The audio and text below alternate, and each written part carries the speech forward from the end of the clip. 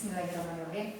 Assalamualaikum warahmatullahi wabarakatuh. Selamat siang, salam sehat untuk kita semua. Kembali bersama saya Dewi Sugiawati. Saya menjumpai sahabat-sahabat SIMED yang senantiasa mengikuti informasi-informasi terbaru dari kami. Tentunya pada kesempatan ini dalam rangka memperingati HUT RSUSI Medina yang ke-11, kami mengusung tema yaitu Unity and Diversity di era pandemi tetap bersinergi. Tentunya di sini sudah ada narasumber kami. Beliau adalah salah seorang owner RSUSI Medina, yaitu Bapak Dr. Haji Pujana Basuki Panji SPD MD FINACA. Mari kita sapa beliau. Assalamualaikum dokter, selamat siang. Waalaikumsalam warahmatullahi wabarakatuh. Sehat dok? Alhamdulillah sehat. Sehat, alhamdulillah. Baik dok, ini mengawali bincang kita ya di siang ini tadi mengusung tema Unity and Diversity di era pandemi agar tetap bersinergi. Tentunya ini dalam rangka HUT RSUSI Medina yang ke-11. Mungkin dokter sebagai salah satu pemilik rumah sakit ya dok, tentunya paham sekali bahwa rumah sakit itu merupakan organisasi yang di dalamnya pada sumber daya nih dok. Sumber daya, padat modal, kemudian padat profesi, padat teknologi, sampai yang tidak kalah penting mungkin padat masalah ya dok ya. Padat masalah. Nah tentunya organisasi ini harus bisa mempersatukan visi dan misinya di bawah satu kesatuan organisasi tersebut dengan latar belakang yang berbeda-beda mungkin dok. Setuju ya dok ya? Insyaallah setuju. Mungkin pertama yang ingin saya sampaikan ke dokter, dokter bisa sharing kepada kami terkait latar belakang atau bisa dikatakan selayang pandang ya dok. Selayang pandang mengenai sejarah RSUSI Medina dari awal sampai bisa berdiri seperti ini bagaimana gitu? Makasih. Terima kasih Bu Dewi, sahabat SIMED yang saya hormati dan staf rumah sakit yang saya cintai. Kalau kita bisa memang sejarah, berarti kita memang bicara tentang orang tua saya. Beliau pendiri adalah Dr. Haji Dedi Candiaman Afandi. Beliau adalah dokter ahli bedah pertama di Tasik. Beliau mulai bekerja di sini tahun 72. Saya belum lahir nih. Belum lahir. Nah, setelah sekian beliau awalnya dari tentara, kemudian dipindah jadi pegawai negeri. Nah, tahun 82 beliau membuat klinik bedah di Jalan Sabila. Kemudian klinik itu berjalan sampai dengan sekitar tahun 2000. Kemudian 2003 setelah saya menyelesaikan pendidikan bedah, beliau berharap bisa membangun suatu rumah sakit. Sehingga pada tahun 2004-2005 kita membangun rumah sakit khusus bedah awalnya. Rumah sakit khusus bedah namanya Rumah Sakit Khusus Bedah Bakti Santosa. Namun alhamdulillah kita bisa berkembang cukup baik sampai sekarang, sehingga pada tahun 2008 kita mulai membangun berencana untuk membuat rumah sakit umum, dan pada tahun 2010 alhamdulillah kita berhasil menjadi suatu rumah sakit umum dan berubah nama sesuai dengan keinginan ibunda saya waktu itu, karena ingin ada satu nama tentang Madinah. Karena kota Madinah itu sangat berarti bagi perjalanan orang tua saya, sehingga kita berubah nama Bakti Santosa ini menjadi Rumah Sakit Syifa Medina. Saya kira itu singkatnya Bu, dan bermanfaat. Iya, mungkin sejarah dari Syifa Medina dari awal sampai sekarang itu dok ya, butuh perjuangan waktu, tenaga, pikiran, biaya, setidaknya mungkin perjuangan spiritualnya mungkin ambu ya istilahnya kalau saya panggil beliau. Jadi mungkin secara filosofinya gitu ya, Syifa Medina itu, Syifa itu obat mungkin dok ya. Syifa itu obat kesehatan. Medina itu salah satu nama kota suci di Arab itu Madinah. Ya mudah-mudahan kalau saya bisa berpendapat Syifa Medina itu merupakan organisasi yang mudah-mudahan menjadi obat untuk masyarakat nantinya. Amin. Baik dok, ini tadi kita sempat membahas mengenai visi misi rumah sakit ya dok ya. Boleh saya izin mengutip ya dok ya, visinya rumah sakit Syifa Medina yaitu menjadi rumah sakit yang memberikan pelayanan kesehatan yang bermutu, cepat, tepat, ramah, inovatif dan informatif. Nah ini bagaimana dok menyelaraskan visi misi tersebut di era pandemi agar tetap bersinergi? Nah ini pada saat pandemi ini memang satu hal yang berat baik buat masyarakat maupun buat kita. Makanya salah satu strategi yang kita jalankan pada saat terjadinya pandemi ini, kita selalu berusaha agar bisa melayani masyarakat sebaik mungkin dengan cara membuat satu program-program di rumah sakit, baik itu mengikuti program dari BPJS atau kita membuat paket-paket yang terjangkau oleh masyarakat, sehingga masyarakat itu masih bisa berobat ke rumah sakit swasta seperti kita. Dan yang terakhir, pada lupa saya. Jadi pada saat pandemi ini hilang nih. Oke, kondisinya kan agak ini ya dok ya, pandemi ini berimbas ya kepada kebijakan-kebijakan pemerintah gitu ya dok ya. Misalkan, nah ini terasa sekali mungkin oleh rumah sakit juga ketika PPKM berjalan, banyak pasien yang enggan ke rumah sakit nih dok, karena takut gitu dok. Saya memang di sini bersikeras bahwa kita adalah satu rumah sakit yang tidak menerima pasien COVID. Sehingga kami berharap bahwa rumah sakit ini untuk pasien-pasien dengan komorbid tinggi, mereka merasa aman untuk berobat di sini. Dan karena di sini kita tidak merawat pasien-pasien COVID. Nah itu juga kita memang bersikeras tetap ke pemerintah bahwa selain karena kita letaknya di tengah kota yang terlalu beresiko, dengan di tengah lingkungan pemukiman yang padat, dan juga karena kita tidak mempunyai satu ruangan yang khusus untuk merawat COVID.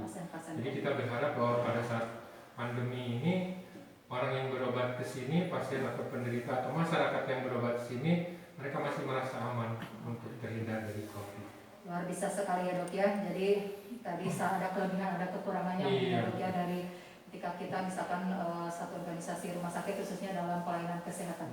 Baik dokter, tahan dulu, saya menyapa kembali kepada teman-teman sahabat Simet yang masih mengikuti acara ini. Tentunya saya sampaikan juga informasi bahwa kami sudah melayani beberapa dokter spesialistik mungkin ya dok ya. Ini boleh dicatat oleh teman-teman ya. Yang pertama kita mempunyai spesialis bedah adalah 2 dokter dok.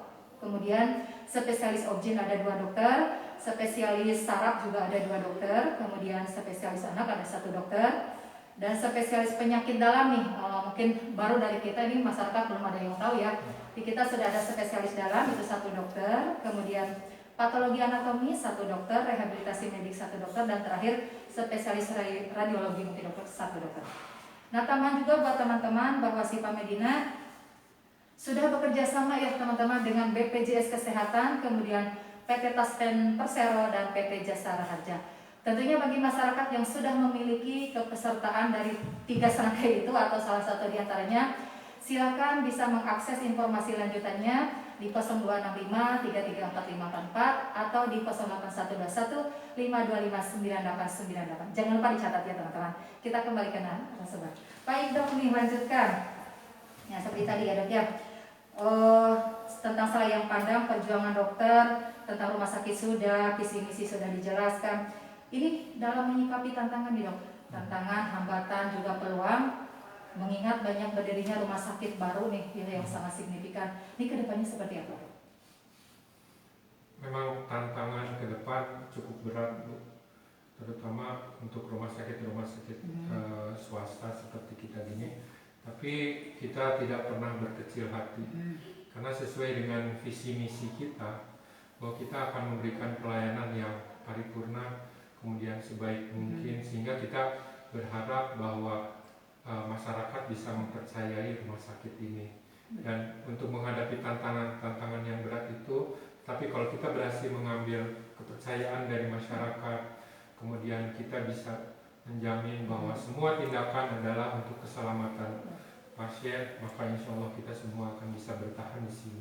Dan kita juga berharap nanti selain kita bisa bertahan, kita juga bisa berkembang, mungkin dengan datangnya alat-alat yang lebih mutakhir, kemudian juga adanya dokter-dokter ahli yang lebih mutakhir, dan memang perawatan yang lebih insya Allah lebih baik.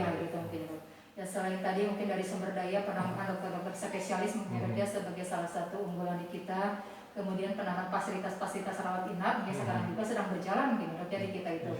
Kemudian yang terakhir ya tadi mungkin dok promosinya kita setidaknya harus banyak event mungkin ya dok ya, misalkan dengan dinas terkait atau otoritas pemerintah setempat mengadakan event vaksinasi gratis. Dulu juga di kita pernah ada bibir sumbing ya kalau nggak salah. Iya, bibir sumbing.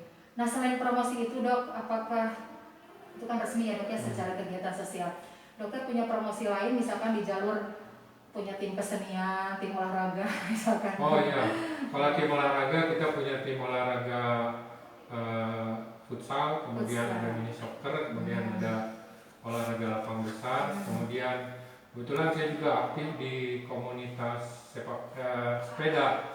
Jadi saya punya 3 komunitas sepeda dan mudah-mudahan di situ juga kita sering menjadi sponsor gitu untuk kegiatan-kegiatan mereka. Dan mungkin juga untuk tanggal 16 April ini ada event sepeda cukup besar. Nanti akan diadakan sepeda ke arah Cipatujah, kemudian ke arah Pangandaran. Itu juga kita rumah sakit akan menjadi sponsor buat mereka. Dan ya lumayan lah kalau di kalangan sepeda dengan main bola kita sudah cukup dikenal. Ini boleh tahu nih kalau untuk biasanya kan kalau di klub sepak bola nih dok ada nama pertemuan Juventus, setahu saya gitu ya, Juventus, Arsenal, Barcelona, Madrid. Nih kalau Sipa sendiri klubnya apa sih dok? Real Madrid. Real Madrid dulu. Tapi ada sebagian juga yang Barcelona, Barca itu. Oh gitu. Gilang dan lain sebagainya. Pada umumnya ke Real Madrid. Oh Real Madrid. Jadi nanti untuk digabung sama Persib bu. Kalau Persib itu nggak boleh itu, sudah di hati dari jiwa itu. Luar biasa sekali dok. Ini juga jadi terobosan mungkin buat marketnya kita. Selain secara kegiatan sosial tadi dokter sudah punya tim-tim lah yang sudah diunggulkan, dan mungkin ke pelosok daerah mah mungkin dok sudah banyak dikenal ya itu timnya dokter itu Sipa Medina. Insya Allah kalau sampai ke Pangandaran mereka pada tahu. Sebenarnya sudah ini lintas sektoral kalau saya lihatnya dok, bukan di Tasikmalaya aja. Luar biasa sekali dok ya.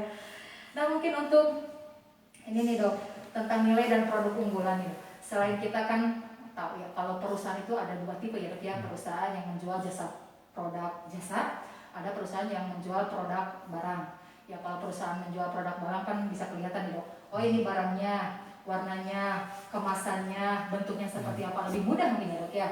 Tapi kalau rumah sakit organisasi yang perusahaan menjual jasa, kita tidak bisa melihat istilahnya tolak ukurnya kecuali dengan kepuasan pelanggan. Apakah dokter punya branding image tersendiri mungkin untuk rumah sakit Sipa Medina? Branding image yang saya ingin harapkan adalah terutama yang utama adalah keselamatan pasien. Keselamatan pasien. Itu aja dulu. Pokoknya apapun yang harus dilakukan di rumah sakit ini dasarnya adalah bagaimana pasien itu safety, selamat, baik dalam melakukan tindakan maupun dalam melakukan perawatan. Sehingga produk unggulan yang harus kita berikan adalah memberikan pelayanan yang senyaman mungkin buat pasien, seramah mungkin buat pasien, sehingga pasien juga nanti akan merasa puas apapun hasil dari pengobatan itu atau penyembuhan dari penyakitnya, tapi pasien bisa merasakan rasa puas bahwa dia dirawat di rumah sakit Sipa Medina. Boleh digaris bawahi perasaan ramah gitu ya. Jadi petugas mungkin ada indikator dari dokter sebagai pemilik rumah sakit ramah di sini itu. Jadi petugas itu harus mungkin menerapkan 5S itu mungkin ya dok ya. Senyum, sapa, salam, sopan santun itu harus bisa menjadi satu adat atau kebiasaan dari seluruh karyawan mungkin ya dok ya. Tadi juga mengutip dokter bahwa pasien itu harus merasa aman, nyaman, tenang, senang mungkin ya dok ya. Jadi kalau datang ke rumah sakit tidak horor mungkin ya dok ya. Udah lihat penyakitnya, petugasnya juga judes misalkan ya dok ya, terus kurang care atau kurang supel, kurang welcome gitu ya dengan pasien. Dan mungkin ini program rumah sakit harus mengadakan pembinaan seperti service excellent mungkin ya dok ya. Iya harus. Sama dengan di perusahaan-perusahaan lain yang bukan perusahaan jasa rumah sakit. Iya. Jadi untuk menambah istilahnya mengasah skill knowledge dan yang petugas itu lebih kompeten di bidangnya. Terakhir nih dok, yang ingin saya tanyakan karena kita juga ini mengingat waktunya juga mungkin ya dokter sangat terbatas sekali. Ini poin penting yang mau disampaikan untuk masyarakat tentang Sipa Medina seperti apa? Yang ingin saya sampaikan untuk masyarakat, tidak usah ragu untuk berobat ke Rumah Sakit Sipa Medina. Insya Allah kita akan berusaha melayani sebaik mungkin, seramah mungkin, dan insya Allah semurah mungkin. Dan kita juga ada pelayanan BPJS, Ya. jadi masyarakat bisa mempercayai Gunakan itu ya. untuk memanfaatkan fasilitas yang kita berikan di sini.